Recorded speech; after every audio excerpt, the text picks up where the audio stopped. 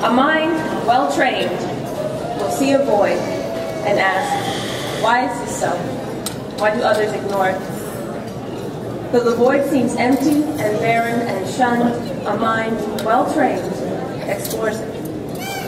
Where others might be deterred by chaos or doubt, such a mind endures it. If there is good to be gained in a wasteland of neglect, the mind well-trained procures it. It seems a negative influence creates a void.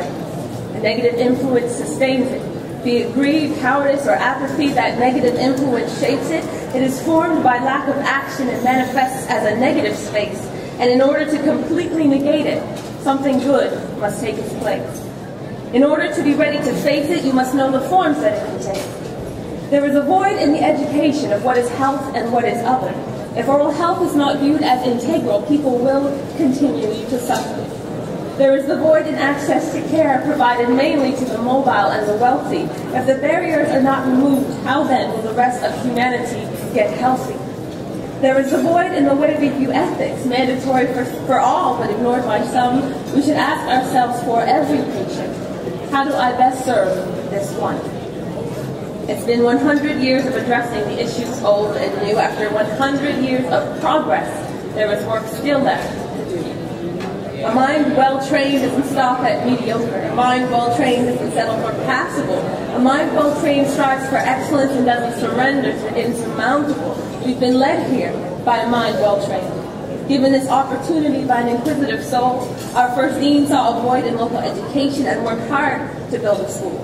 And that school was built on a vision of integrity, competence, and compassion. That school was built with a mission to provide excellence in education. There's a history of excellence attached to this school, originating in a challenge laid by the founders that whosoever seeks to serve must learn to stride confidently where others may flounder, must learn to investigate before we speak and therein speak truths rooted in fact, must hold ourselves to the highest of standards and be not afraid to act. Not afraid to pioneer in fields yet unexplored, not afraid to commit to service locally and abroad, must commit to lifelong learning and know that this is a calling to serve. This is the science of healing, and in an ever-changing world, we must be mindful of our duty to stay ahead of the curve. The legacy of our teachers tells us we are limited only by the skies, and since the sky is an infinite celestial dome, that limit is undefined. That legacy is recognized, widely acclaimed as one of the guys, and I am proud to be a vessel in which that legacy now resides. I was guided here by well-trained minds, taken on a journey by caring souls.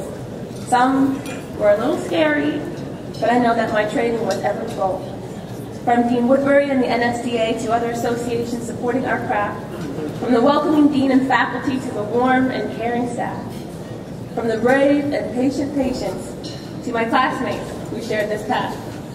We all of us have committed to something that is grander than ourselves, eliminating the voids in the ethical provision of oral health. I came to this school with the intent to see a career obtained. I leave now with the pursuit to excel as one with a mind well-trained.